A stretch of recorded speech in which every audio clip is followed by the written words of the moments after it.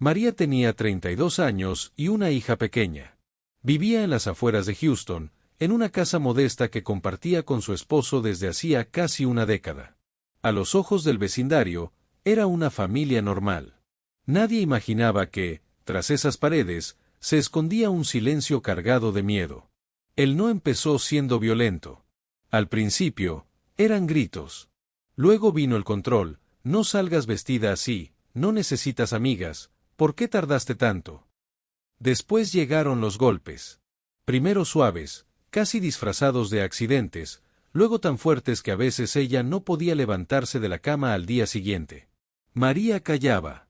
Por miedo. Por su hija. Porque no tenía a dónde ir. Y porque nadie parecía escuchar cuando hablaba bajito. Un día, tras una discusión por una llamada que ella había recibido de su hermana, su esposo la empujó contra una mesa de madera. La hija, que entonces tenía 5 años, gritó. Esa fue la primera vez que la niña lo vio todo. Y fue también la primera vez que María pensó seriamente en irse. Pero no era tan fácil. Las casas de acogida estaban llenas. Los abogados eran caros. Y las leyes, lentas.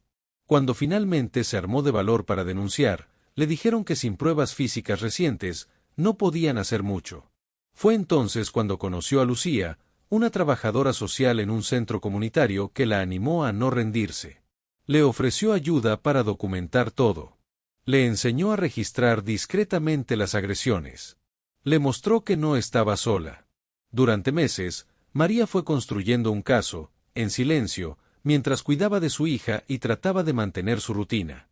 Pasaron semanas en que cada día parecía un acto de equilibrio sobre una cuerda floja. María sabía que cualquier paso en falso podía desatar otra tormenta. Guardaba un diario escondido detrás de un ladrillo flojo en la cocina, donde escribía con fechas, lugares y detalles todo lo que ocurría. Grababa audios con su celular viejo, disimuladamente, cuando su esposo comenzaba a gritarle. Fotografías de moretones escondidos bajo la ropa llenaban una tarjeta de memoria que ocultaba en el forro del sofá. Lucía la acompañaba en silencio, paciente, ayudándola a tejer una red de evidencia que algún día serviría. Pero entonces ocurrió algo que María no había previsto. Su esposo, por primera vez, la amenazó con quitarle la custodia de su hija si lo dejaba. «Nadie te va a creer», le dijo con una sonrisa torcida. «Yo soy el que trabaja, yo pago la casa. ¿Quién va a quedarse contigo, con una mujer como tú?» Esa noche, María no durmió. Se sentó frente a la cama de su hija, mirándola en silencio mientras dormía abrazada a una muñeca con el brazo roto. La decisión se formó dentro de ella, lenta pero firme: no iba a dejar que su hija creciera creyendo que eso era amor. Al día siguiente, fue al juzgado local y presentó todo. Las fotos, los audios, el diario. Un abogado voluntario del centro comunitario revisó el caso y le dijo que pocas veces había visto una documentación tan meticulosa. Era fuerte. Podía ganar. Pero la justicia era lenta. Durante el proceso, a María le tocó volver a su casa. Tenía una orden de protección temporal, pero no un sitio donde quedarse. Vivía en tensión, sabiendo que cualquier cosa podía escalar. Hasta que un día, su esposo desapareció. Desapareció sin aviso, sin dejar una nota, sin llevarse ropa. Solo su coche faltaba del garaje. Al principio, María sintió una mezcla peligrosa de alivio y temor. ¿Se había ido para siempre?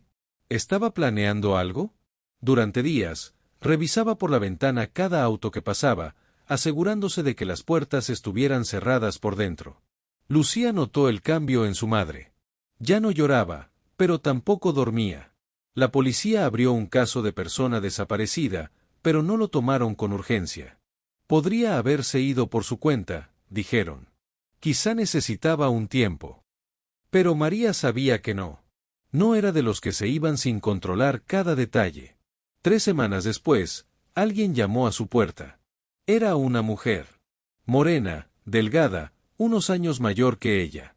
Llevaba una bufanda que le cubría parte del cuello, y la voz temblorosa.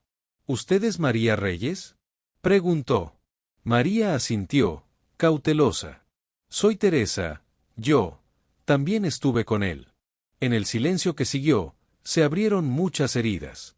Teresa, con manos temblorosas, sacó una carpeta de su bolso. Fotos, informes médicos, una denuncia archivada. María la invitó a pasar, y durante horas compartieron historias idénticas. Las mismas palabras, los mismos patrones, las mismas amenazas. No era la única. Nunca lo había sido. Y entonces lo entendió, su lucha no era solo por Lucía. Era por todas las Tereses que no habían sido escuchadas. Ese día, algo cambió. María ya no tenía miedo. Tenía propósito. Avísame cuando quieras el siguiente giro o si quieres que empiece a mostrar cómo se convierte en activista. María y Teresa comenzaron a verse con frecuencia. Lo que empezó como encuentros breves para compartir experiencias se transformó en reuniones con más mujeres. Cada una tenía su historia con él, o con alguien como él. Cada testimonio era una página más en un libro que nadie había querido escribir, hasta ahora. María decidió documentarlo todo. Compró una libreta grande y empezó a registrar nombres, fechas, patrones, frases repetidas. Teresa, con su experiencia legal previa, que había abandonado por el acoso sistemático de su expareja, le ayudó a estructurar todo con rigor. Pronto, no eran solo 2. Eran 5. Luego 10. Mujeres jóvenes y mayores. Algunas hablaban con rabia, otras con vergüenza, otras apenas con susurros. Pero todas hablaban. Por primera vez. Un día, María se presentó en la oficina de la fiscalía con una carpeta gruesa y el rostro sereno. No vengo a denunciar. Vengo a exigir una revisión. Al principio la ignoraron. Pero Teresa grabó todo, y lo subieron a redes. El video se volvió viral. La mujer que no se cayó. Cientos de miles de vistas. Comentarios de apoyo, de otras sobrevivientes, de profesionales que se ofrecían a ayudar. Un medio local hizo un reportaje. Luego uno nacional.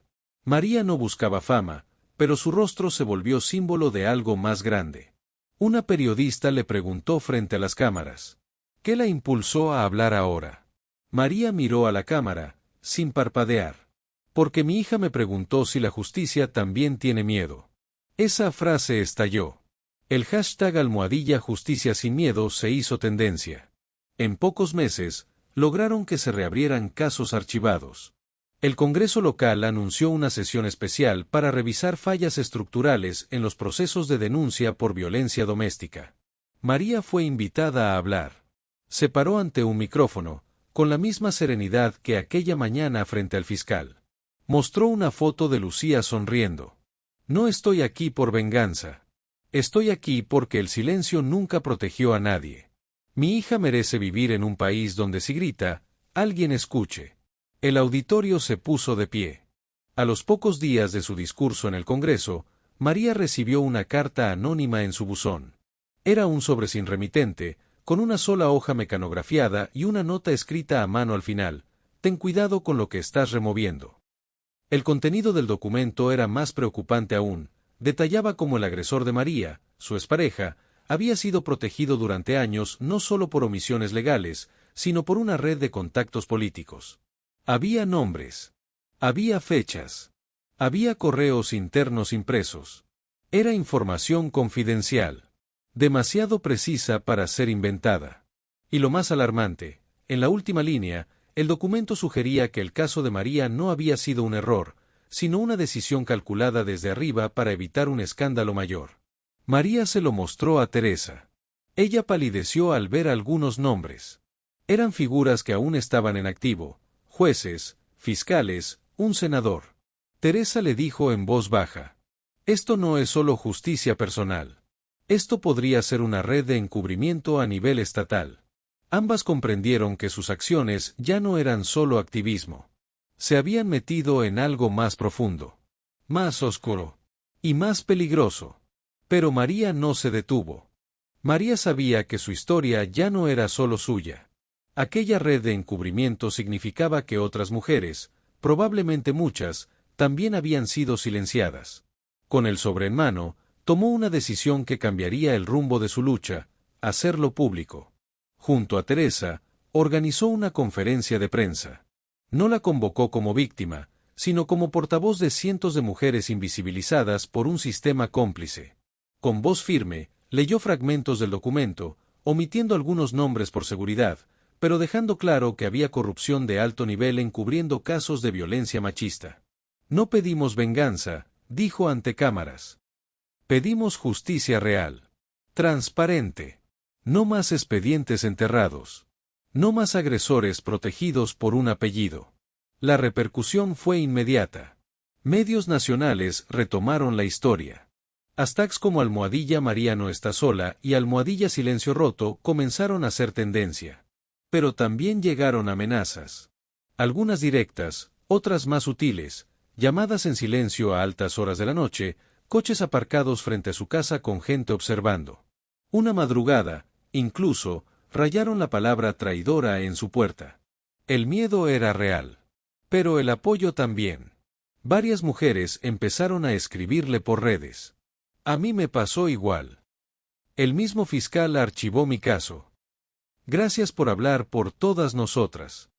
Fue entonces cuando María y Teresa fundaron una plataforma, Eco de Voz, una organización dedicada a dar asistencia legal, psicológica y mediática a mujeres víctimas de violencia institucional y doméstica. El Congreso, presionado por la opinión pública, creó una comisión especial de investigación. Se reabrieron varios casos. Hubo dimisiones. Algunas de las figuras del documento fueron destituidas. El ex María, que hasta entonces vivía libre, fue arrestado tras nuevas pruebas filtradas por una denunciante anónima que había trabajado en el juzgado. A pesar de la tormenta, María se mantuvo firme. La invitaron a hablar en universidades, en foros internacionales, incluso en la ONU, donde compartió su historia como ejemplo de resiliencia y cambio sistémico. Pero lo más conmovedor llegó meses después.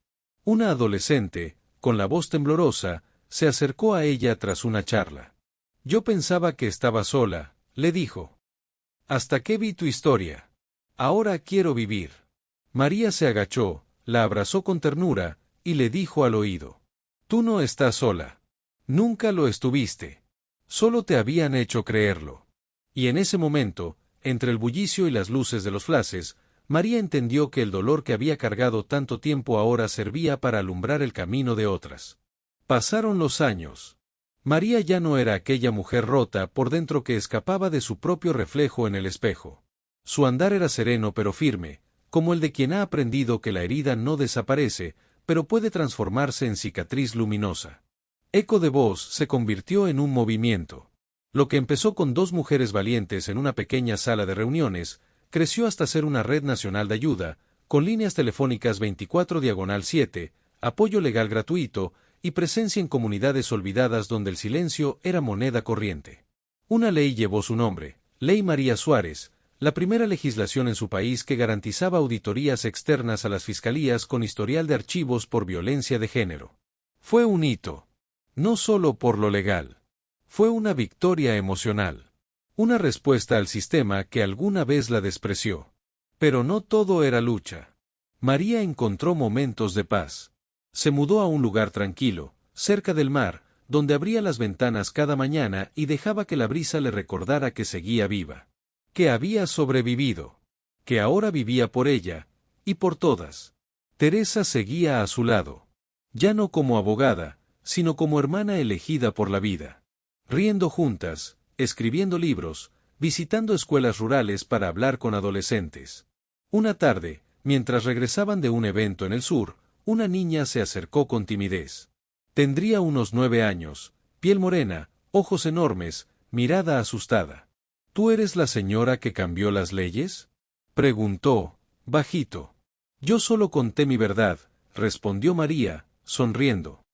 El cambio lo hicimos entre muchas. La niña asintió y sacó una hoja arrugada de su mochila. Era un dibujo. 2 mujeres abrazadas, rodeadas de otras con puños levantados. Encima, con letra infantil, decía, «Gracias por enseñarme que no tengo que tener miedo». María sintió un nudo en la garganta. No por tristeza, sino por algo más profundo, esperanza. Esa noche, mientras el sol se apagaba lentamente en el horizonte, se sentó en la arena, con Teresa a su lado y el dibujo en la mano. «¿Crees que hicimos lo suficiente?», preguntó en voz baja. Teresa la miró. «No lo sé», dijo. pero sé que hiciste lo imposible. Y en ese silencio, mientras el mar susurraba en la distancia y las estrellas comenzaban a nacer en el cielo, María cerró los ojos, y por primera vez en años, se sintió en paz. Porque entendió que su historia ya no era solo suya. Ahora era de todas. Y nadie la silenciaría jamás. Con el paso de los años, María no solo se convirtió en una voz influyente en su país. Se transformó en un símbolo. Su rostro aparecía en documentales, en artículos académicos y hasta en murales urbanos con la frase, romper el silencio también es amar. Pero más allá de la visibilidad, lo que verdaderamente marcó su vida fue lo invisible, los miles de cartas anónimas que recibía de mujeres que nunca la habían visto, pero que le decían gracias como si la conocieran desde siempre. Algunas de esas cartas hablaban de valentía, otras simplemente eran dibujos hechos por niñas, con corazones, con casas, con madres sonriendo. Un día, la invitaron a hablar en la sede de la ONU en Nueva York. Era un evento sobre violencia de género en América Latina. El salón estaba lleno. Delegados, activistas, periodistas. Al subir al escenario, María no llevó discurso. Solo una hoja doblada, la primera carta que había escrito cuando aún no se atrevía a denunciar. La leyó completa. Con voz temblorosa, pero decidida. Cuando terminó, hubo silencio. Luego, una ovación larga. Sincera. Muchos lloraban. Tras el evento, una mujer joven se le acercó, vestida con traje formal. Mi madre me habló de usted toda mi infancia, dijo. Dijo que gracias a su historia, se atrevió a salir de casa. Usted salvó mi vida antes de que yo naciera. María la abrazó. En ese momento, entendió que su historia no era solo testimonio. Era semilla. Volvió a su pueblo años después, ya mayor. Caminó por calles que antes le parecían oscuras. Ahora eran distintas. Había murales, centros comunitarios, una plaza nueva. Y al llegar a la esquina donde estaba su antigua casa, encontró un cartel, Centro María Suárez para mujeres y niños. Lo habían construido con donaciones anónimas, en honor a su lucha. Adentro, decenas de niños jugaban. Madres jóvenes asistían a talleres, había psicólogas, enfermeras, maestras. Un lugar seguro. Uno que antes no existía. Uno que ella había necesitado y ahora muchas tenían. María se sentó en una banca frente al centro, con el sol acariciándole la piel. Teresa se le unió minutos después, con 2 cafés en la mano. ¿Te diste cuenta de todo lo que hiciste?, le preguntó Teresa. María sonrió, sin mirar. No lo hice sola. Solo fui la primera en decir, ya basta. En ese instante, unas niñas pasaron corriendo. Una de ellas se detuvo frente a María. ¿Usted es la señora que salvó a las mamás? María la miró, con los ojos brillantes. No. Yo soy una mamá que decidió salvarse a sí misma. La niña sonrió y corrió de nuevo con sus amigas. El viento soplaba suave. El atardecer comenzaba a teñir el cielo de naranja y rosa. Y mientras la vida seguía, con risas, juegos, conversaciones, María se permitió cerrar los ojos por un momento. Agradecida. Serena. Porque había llegado el final de una lucha. Y el comienzo de muchas otras, sembradas en tierra fértil. Y porque por fin, ella había vuelto a casa.